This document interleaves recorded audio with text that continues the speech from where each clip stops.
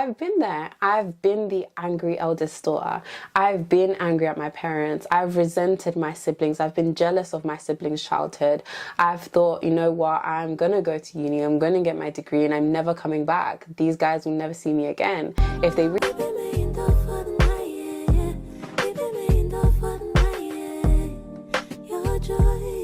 Hey, and welcome back to my channel.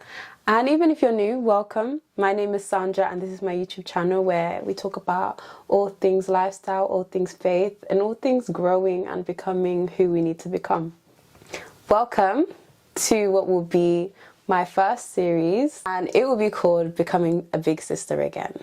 Learning to know myself fully in Christ, and also learn to love the position he's put me in as the eldest daughter and as a big sister, because it's something that I myself did not like for a very long time, and for most of my life I did not want to be a big sister. But God has helped me see in a new light and have a new understanding and a new love for being the eldest daughter and being a big sister, which I want to share and help anyone who also feels like they may not be grateful in their situation, they may not like their situation, they feel like they resent their family, and they feel like maybe no one feels the same, but you're not alone. But you don't have to stay that way. And I guess it's a little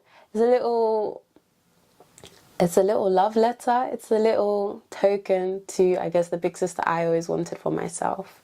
So if there's anyone out there that could enjoy this process of growing with me, I always see a whole bunch of different things. And even I have a lot of conversations with friends who have experienced the same things as me concerning being the eldest daughter and being the oldest sibling and even being the eldest in an immigrant household. I even see that some people will even coin it EDS, which is eldest daughter syndrome. Eldest daughter syndrome, which is crazy to give it like a full-on name. I mean, as for me, I don't inherit that. I don't receive it. But it's just to encapsulate the experience that so many eldest daughters have, and how across cultures, across ages, that a lot of eldest daughters can share and say, you know what? This was hard for me, or this is the reason I behave the way I do. And even if we think about how do these girlies behave? How do we describe these girlies? When I talk to people who have elder siblings, when I talk to my parents, or when I watch videos and what do people say about the eldest daughter, you'll hear people say, you know, eldest daughters are like the glue of the family, but they're also so bossy. They're the project manager of the family, but they're so controlling. They're our rock, but at the same time, they're so angry, they're so difficult to handle, they're so dramatic, they're so this, they're so that. And you'll hear people say that, the eldest daughter is the one that everybody leans on or everyone goes to. I'll hear people say like, my eldest sister, she always knows what to do, she always helps me, but at the same time, oh, she's a know-it-all. They think they know everything. They're the accountant of the family, they're the family therapist. Or even like when I see, the internet, and I'll see like certain men talk about, or even people just say that if you want to be with the eldest daughter, you need to have all this money and you need to be able to be very masculine because she's already masculine. And I'll hear men say things like being with the eldest daughter is like being with a man. And different things like, it's hard to be with the eldest daughter because she doesn't let you do anything. She doesn't let you take control, or she's too controlling, or they want too much, or they have too high standards, or it's hard to please an eldest daughter because she's always been the provider. She's already provided for everyone around her and she's already provided for herself. So if you're going to come and step to an eldest daughter, you need to have something. You need to give them something they don't have. And it's not that there's anything wrong with having standards. It's not that there's anything wrong with these things being somewhat true, but these are a whole bunch of things that people are saying about them. What about our own experience? What about what eldest daughters are saying about how they feel about themselves, how they see themselves? And I'll see different things, and a lot of the time we can all agree that a lot of us are just tired. We're exhausted. We never asked for this position, but we'll take it, and it is rewarding and we love it to an extent. Not everyone loves it, but you love your family. And, I'll hear so many eldest daughters just say, yeah, I am the glue of the family. I do feel like an accountant. I do feel like a therapist. I do feel like I'm not seen. I do feel like I'm not heard if I'm not leading or doing things for others. But if it's for myself, I don't feel like I'm seen. That even though I'm the firstborn, I feel last. my needs come last, or my desires come last, or my dreams come last. Or even when eldest daughters have dreams and have passion, they then internalize the need to provide or succeed for their family, and now they're becoming overachievers, or they're working hard for something that they want to do for other people, or they want to achieve for other people, to say that they have done this for their families, to say that they have been able to add to their families financially or bring a position that will help their families, which is great. It's great on paper, but how is that actually turning out? And I'll see different videos of women who have, grown, and now they are having their own separate lives, but they'll say things like, yeah, I really resent my parents, I really resent my siblings, or I just want to distance myself and never come back. Or, they've got their plan that once they do go work, they do go educate, as much as they will be present, because they still feel a certain responsibility to be there for their family, they distance themselves. They detach completely from their families, socially and emotionally. They begin living a life where they don't want to involve their parents anymore, because they have a level of feeling where it's like, you know what, I didn't have my childhood, so I'm going to go live my life for me and not for you. And they'll be now the outspoken one in a negative or positive way, but it will be disruptive sometimes, and they'll clash a lot with their families, they'll clash a lot with their mums, they'll clash a lot with siblings. And you'll find that younger siblings may lean onto their parents because they had a different dynamic with their parents. Or younger siblings, I've seen some people who are younger siblings of eldest daughters downright tell them, your life wasn't hard, or mum wasn't like that, or dad wasn't like that with me, but they didn't have the same experience. But their younger siblings might not be able to know that because they were enjoying their childhood. That can even push some elder siblings even further, because they're just like, do you know what, I haven't got my siblings, I haven't got my family, so I'm just going to be me. Like, I don't need them. They might need me, but I don't need them. And that just makes me sad, because also I've been there. I've been the angry eldest daughter. I've been angry at my parents. I've resented my siblings. I've been jealous of my siblings' childhood. I've thought, you know what, I'm going to go to uni, I'm going to get my degree, and I'm never coming back. These guys will never see me again. If they really need me, I will always be there, because mostly I had internalized my position as a person and my role in life to think that I was just always going to be that helper. I was always going to be that supporter. But I didn't want to involve my family if it wasn't on my terms anymore. I didn't care to please them. I just wanted to go and be me, rather than actually dealing with what hurt and actually processing that and allowing myself to not just be the best for me, but the best for them. Thinking about my own experience, I would never want to talk to my mum. If she would call me, it would be like an absolute chore. I'd think, oh my gosh, or I would just never want to do anything with them. But I'm not expressing why. Or I'd have outbursts where I'm so angry because I'm so frustrated, because I feel like I don't get to have any time for myself or any space to be me. So if I had any time like that and it was disrupted, it would feel like my world was crashing down, or I wouldn't know how to interact with them. But then I would still go do the roles that I need to do. I would still go cook. I would still provide the emotional support that they needed. I would still provide the advice that they needed, but then I would distance myself. But that wasn't productive for anybody. That was just causing me to push myself more away from them, and then to wonder like, oh my gosh, she's so difficult. Oh my gosh, she's so angry. But like at the same time, oh, can we ask her to do this? Can we ask her to do that? And now I look at my relationship with my family, and I absolutely love being the eldest daughter. It's hard, but I love it. I love being a big sister. It's my favorite job that I've ever had in my life. No job that I've been paid for can compare to being a big sister. I'm so glad. I never thought that I would get to that. I would thought I was going to be, that rich auntie. I had set my mind to say, I don't want to have children. I've already spent most of my life taking care of children that I didn't want, that weren't mine. Having a child seemed like the worst sacrifice to me ever. I thought that having children would be me giving up who I am now, would be me giving up a career, me giving up dreams again for people that, they don't owe me anything. And the idea of that just was awful, and I couldn't comprehend it. I was just like, oh my gosh, no, I'm okay. I don't want to deal with that. I don't want to deal with my family. But now I will go wherever they need me to go, not because I feel the pressure, but because I love it.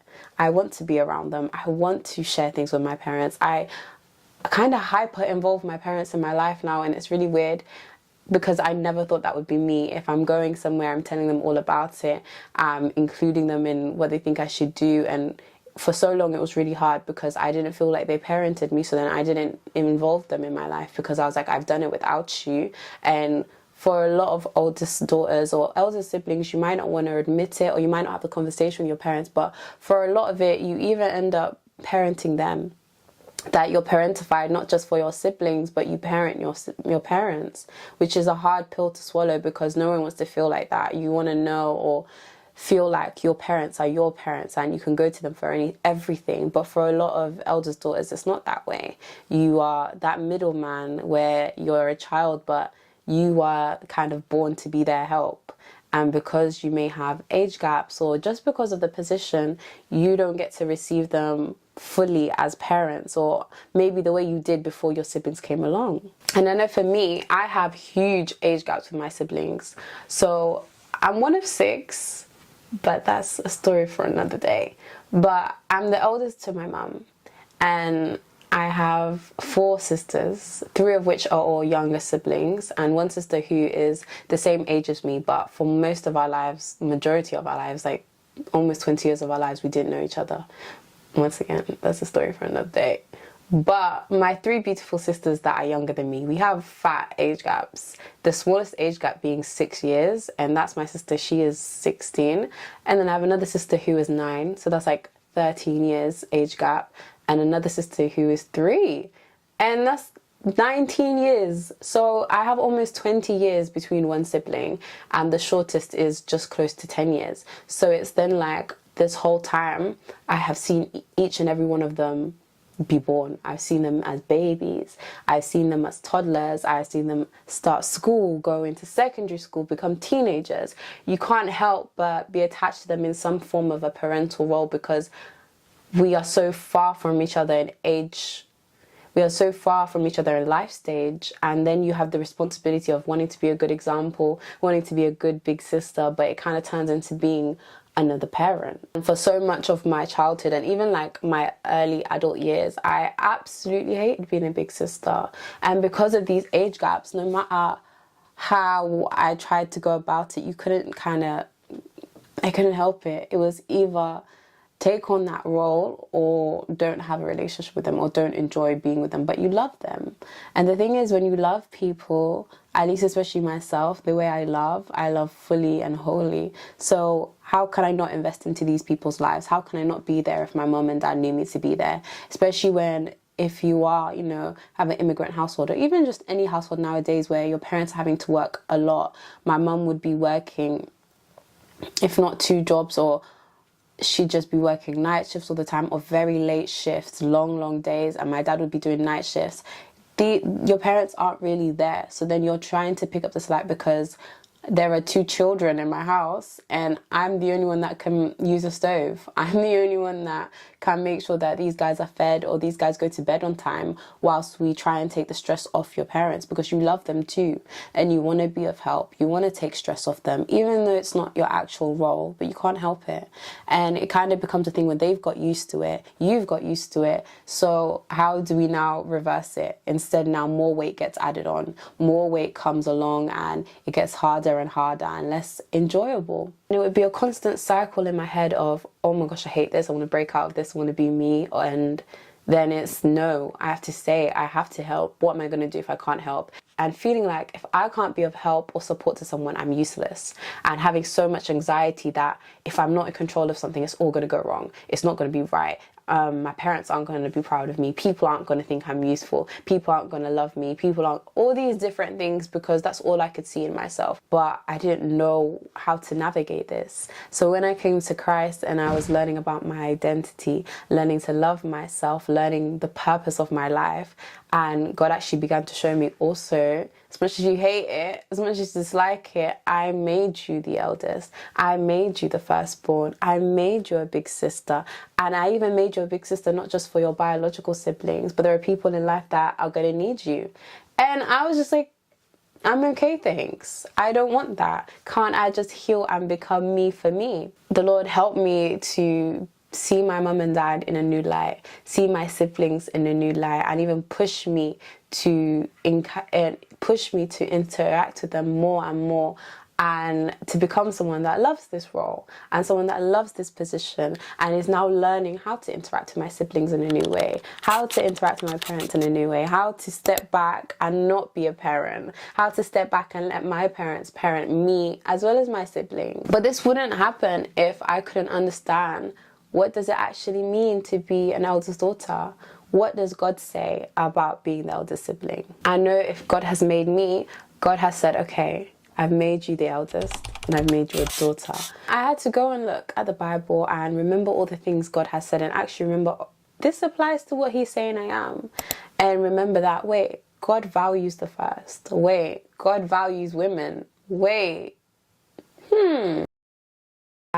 The Bible tells us how important firstborns are to God, that they genuinely have a special place in his order, that they are so important to him that in sacrifice, in harvest, the first thing shall come to him and be his. That they are given priority, that in the order that they are given priority of life, they are given priority of inheritance, that they're even to inherit double, that they're even to inherit the best of their father's house, according to Jewish law. And we see in Exodus, and we see Israel being the first nation, and that being the nation that God wanted to use to save the whole world and make like him. Even in Jeremiah 31, it talks about Ephraim, and the word Ephraim in Hebrew, no, in Aramaic, it means very fruitful, very productive.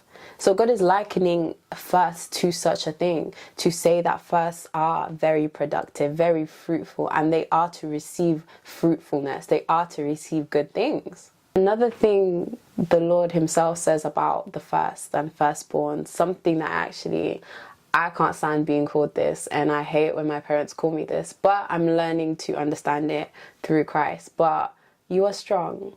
Firstborns are strong. As a firstborn daughter, you are strong. So strong that you carry bigger and larger. That, when the first yield came upon a tree, it is bigger than the rest of the fruit that comes. Something that's really important about the first is God keeps them sacred. God says that the first are sacred to him. The firstborn are sacred to him. The first fruit are sacred to him. What does it mean to be sacred to God, to be consecrated to God? That's something that this big, mighty God, the God of heaven and earth, the Alpha and Omega, he said, the first are mine. I want them close to me. I love them so much. I value them so much that I'm going to keep them in my presence. A king is saying, come into my presence, come into my palace and stay mine. Become mine, not because he's this big dictator God, but he's saying that you're worthy enough to be mine. If you think about a king, he has the first pick of diamonds, jewels, the best clothing, and he says, you're the best for me. The enemy will lie and make you feel like it's such a burden to be the first, or it's the worst thing to be born first, or there's nothing good about being the firstborn beyond, inheritance stuff and whatnot, or even the idea that being a woman and being the first is not as valuable as being a man and being the first. But instead, God is saying, And I was just thinking that if he's made us so good, he's saying that this thing has to be close to me, that there has to be a level of value that he's put in you, whether you believe it, see it, or know it. Another thing that is not my favorite, but I'm learning to love it and see it, is God has made you a literal born leader. That whether you mean to or not, because you have lived life first, you have learned things first, and you are able to teach first and do first for your siblings, not just in an aspect of telling them what to do, but you are leading the lineage that your parents have made. You are leading the bloodline that your parents have made, that one day when our parents are not here, you will be the head of your family, whether you are a man or a woman. I know cultural practices and whatnot, but biblically, there is no man nor woman anymore. And there is an aspect in you that is intrinsic, that is saying that you are able to lead people. And that doesn't stop with your siblings. That can go on to business. That can go on to career. That can go on to wherever the Lord has placed you. Let's think about firstborns in the Bible. And the most important firstborn in the Bible is Jesus. When you are the firstborn, when you are a child to your household, you are an image of your mother and father, but you are also, like Jesus, an image of God. You are expressing the true invisible God through who you are. So you're expressing this aspect of your parents, but you're also expressing an aspect of God by being the first, just like Jesus was. He was the first full manifestation of God and man. I'm a woman and I'm the eldest daughter. I have to also honor the fact that the Lord has said I'm a woman, and there is value in being coupled up with being the first and being a woman and being the first woman of my household. First and foremost, women are equally created and equipped to express God. Whether you have been taught it or not, that's simply what the Bible says. From the beginning of time, the Lord had confirmed this. It's culture and the ideas of people that have ruined that and distorted that, and the enemy has ran with it and caused it to very easily pervert how we see ourselves. And so many women culturally, even as the firstborn, can't inherit the true value of their position because they've been taught that there is no value in it because they're a woman. But that is not true. That's not what God says. God makes it very clear in the Bible how valuable women are to him, how valuable and loved his daughters are to him, comparing his daughters to flowers like a lily, to jewels like rubies and pearls. Something so precious, so priceless, something so perfectly created to be beautiful and strong. And he likens women to being a crown over their husband's head. But it doesn't stop there. You're a crown to the head of the man of your house. You're a crown to your father's head. And what is a crown?